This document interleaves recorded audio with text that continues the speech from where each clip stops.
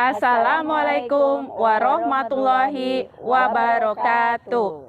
Kami calon guru penggerak Angkatan 8 Kabupaten Cilacap akan melakukan demonstrasi kontekstual modul 2.3 coaching dalam supervisi akademik, terdiri dari pengamat atau observer, coach, dan coachee. Bersama saya, Diah Waryanti dari SMP Negeri Satap 5 Majenang dan Siti Nurrohmah dari SMP Negeri 2 Majenang. Endang Puji Astuti dari SMP Negeri 1 Majenang. Selamat menyaksikan. Assalamualaikum Bu Dia. Waalaikumsalam Bu Nur. Bagaimana kabarnya hari ini? Alhamdulillah sehat. Oke.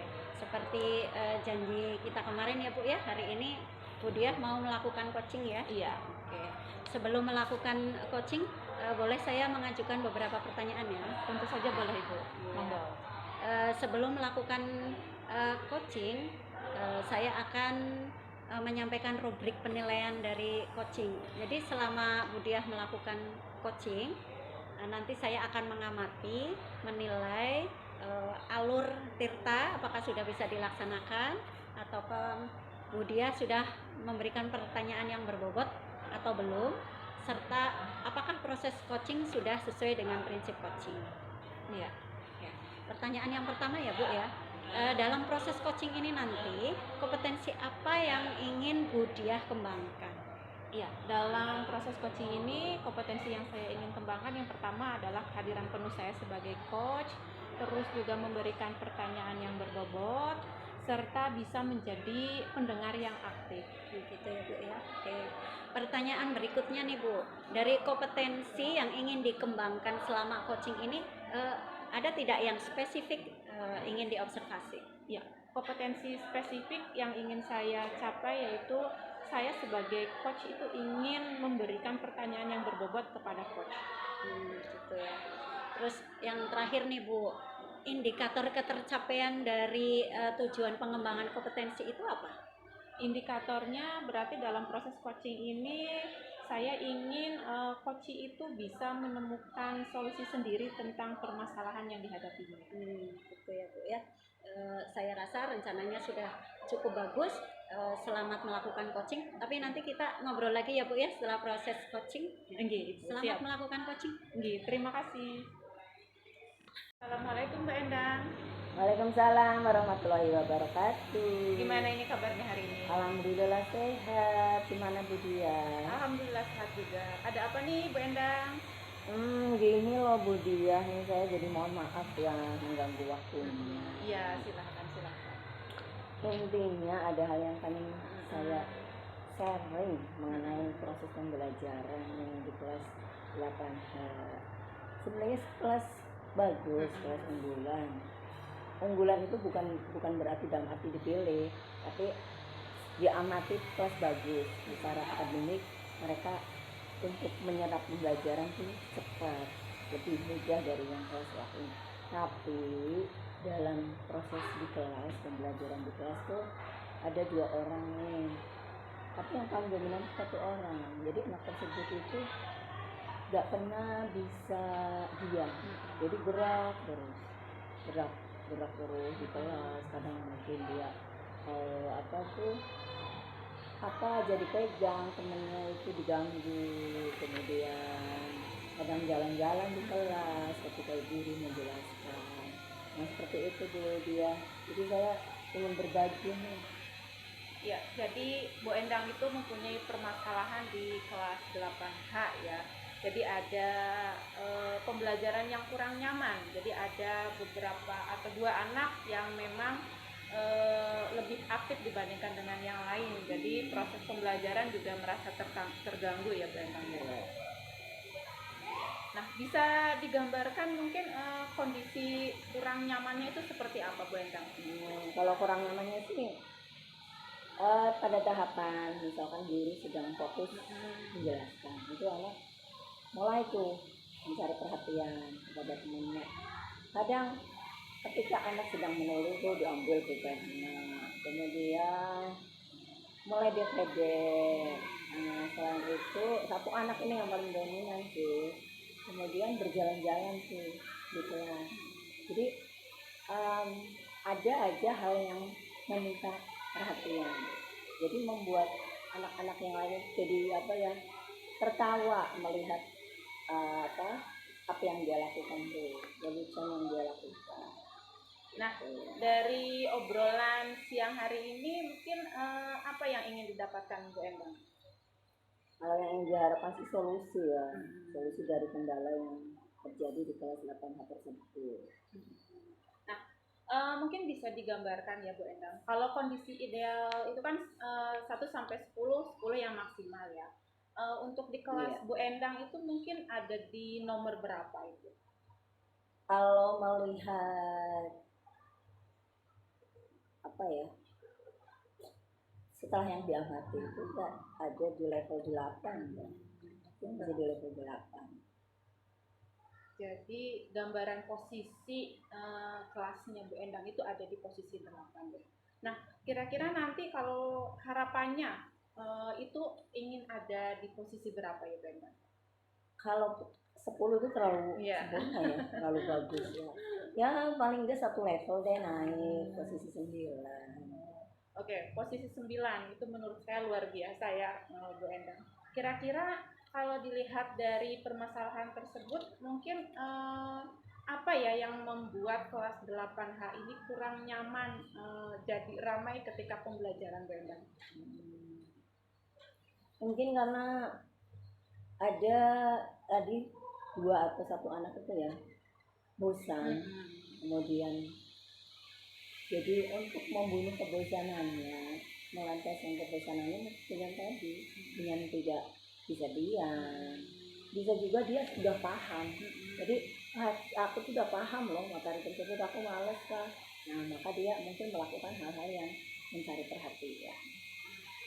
Oh, berarti ini anak-anaknya itu sebenarnya sudah mempunyai kreativitas tinggi gitu ya. Jadi anak-anak tersebut sebenarnya mempunyai tujuan sendiri untuk menghilangkan rasa bosannya ya, seperti itu. Mungkin bagaimana upaya untuk mengatasi hambatan agar bisa mencapai tujuan tersebut? Kalau untuk mengatasi secara apa ya, tiba-tiba atau secara frontal kan jelas nggak bisa, kita pasti ada proses tuh. Pertama coba dulu deh kita ice breaking, coba deh dengan ice breaking mungkin mereka jadi fokus lagi tuh. Nah kemudian cara kedua dengan menyediakan kertas sticky note, kemudian kertas sticky tersebut kita bagi-bagi tuh, masing-masing anak dibagi satu-satu. Kemudian tolong anak-anak ceritakan apa sih yang kamu rasakan saat ini di kertas tersebut. Rasa kamu boleh dengan emotik, boleh dengan tulisan gitu. Dia bisa masuknya ke apa itu ya, semacam mindfulness ya, begitu. Jadi yang saat ini baru dilakukan. Kira-kira anak-anak itu tertarik tidak dengan pembelajaran yang Bu Endang lakukan selama ini? Merasakah mereka antusias dengan pembelajaran Bu Endang? Kalau ada ice breaking tuh malah pengennya ice breaking Mam. Gitu. Jadi banyaknya pengennya ice breaking tuh. Kalau untuk pembelajaran mereka menganggapnya udah bisa. Sangat-sangat antusias. Ya dari apa yang dirasakan mereka itu. Nah, dari gagasan yang Bu Endang lakukan ini sudah bagus ya. Nah, kalau boleh tahu selama ini mungkin Bu Endang itu melakukan pembelajaran dengan model seperti apa ya Bu Endang? Selama ini sih jelas kita pakai pembelajaran yang melibatkan IT ya, dengan tayangan, dengan video, kemudian juga kita model yang dipakai, kalau selama ini saya pakai model diferensiasi, dimana kebutuhan anak itu bisa tercover, minat belajar mereka, gaya belajar mereka, dan kebutuhan jadi bisa tercover di dalamnya, seperti itu. Nah, dari gagasan yang akan Bu Endang lakukan ini, mungkin ada tidak pihak-pihak lain yang bisa dilibatkan atau mungkin bisa diajak berkolaborasi Bu Endang? Pasti ada. Pertama itu wali kelas ya, karena yang paling dekat dengan anak itu wali kelas. Kemudian baru ke anak-anak tersebut, karena ini melibatkan anak-anak tanpa untuk kesepakatan. Jadi untuk pembuatan kesepakatan kelas kita di sana butuh untuk saling kerjasama kolaborasi. Kemudian ada kepala sekolah juga kita libatkan, kemudian ada guru BK, kemudian ada rekan sejawat teman-teman guru yang lain, kemudian kelas sebelah juga tetap kami libatkan. Kenapa? Karena ketika kelas rame ada game itu ya, ada ice breaking itu, paling tidak anak-anak sudah paham, oh ternyata kelas sebelah itu lagi ada permainan, ada game. Seperti itu. Jadi apa yang bisa disimpulkan dari sesi ini? Intinya bahwa membuat pembelajaran yang menarik, yang tidak bosan. Tadi contohnya ada pemberian ice breaking, kemudian ada game, ada yang mindfulness, yang anak-anak menuliskan perasaan mereka baik dengan emotik atau tulisan di kertas, sticky note, kemudian pembelajaran yang membuat mereka refresh atau tayangan-tayangan video. Ya, Bu Endang, ini sebenarnya saya juga sangat tertarik sekali ya dengan gagasan-gagasan Bu Endang itu sangat luar biasa sekali. Nah, untuk kedepannya mungkin komitmen apa yang akan dilakukan oleh Bu Endang? Untuk komitmen, ya paling tidak ada proses untuk menghasilkan ya. Paling tidak komitmen jangka waktu ya. Ya jangka waktu ya nggak mungkin 1 minggu lah, paling 2 minggu kita coba lihat dulu proses tersebut.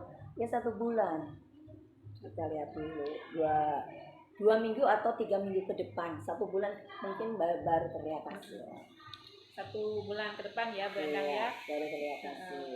Ya mungkin saya harapkan kedepannya itu bisa berjalan dengan baik ya. Nanti kita juga bisa ngobrol-ngobrol lagi nih selama 1 bulan ke depan. Kita lihat bagaimana hasil dari gagasan Bu Endang ya.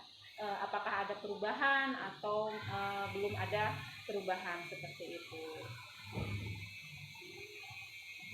Iya. Nah, bagaimana ini perasaan Bu Endang setelah diskusi ini, setelah pembicaraan ini? Rasanya lega. Kemudian agaknya tanpa ada tekanan atau tertekan ya, aku ternyata sudah keluar tuh apa yang menjadi unek-unek, udah plong, udah lega, berarti sudah tercapai tuh solusinya, win-win solution ya di sini. Alhamdulillah ya Bu Endang ya. Iya, alhamdulillah udah semua tercover. Terima kasih juga nih Bu Dia nih motivasinya. Sama-sama Bu. Assalamualaikum Bu Endang. Iya, terima kasih Bu Dia. Waalaikumsalam warahmatullahi wabarakatuh. Bu Dia tadi sudah melakukan coaching ya? Iya Ibu. Oke. Sebelum penutupan saya akan melakukan atau memberikan beberapa pertanyaan tadi terkait coaching yang sudah dilakukan ya. Iya. Yang pertama nih, indikator ketercapaian apa yang sudah Ibu kembangkan selama proses coaching?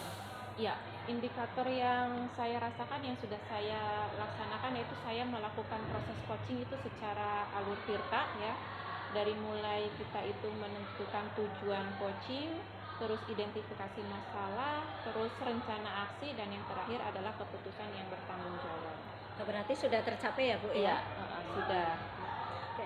Selama proses coaching tadi saya amati juga sudah berjalan cukup baik, perbincangannya nyaman, coach juga sudah merespon secara aktif ya, coach, sehingga bisa menggali ide bagaimana coach bisa menemukan permasalahan, menemukan ide ya untuk menemukan solusi dari permasalahan-permasalahan yang dihadapinya. Kemudian pelaksanaan coaching tadi juga sudah sesuai dengan prinsip coaching. Pertanyaan terakhir nih Bu, kompetensi apa lagi yang ingin dikembangkan setelah tadi Bu Diah melakukan coaching? Ya, saya akan belajar coaching dengan alur tirta supaya nanti itu ketika saya melaksanakan coaching kembali, jadi coaching itu akan berjalan dengan baik. Gitu ya Bu Diah ya.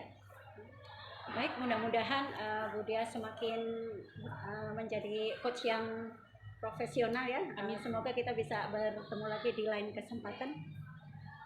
Terima kasih Bu Nur. Ya, sama-sama.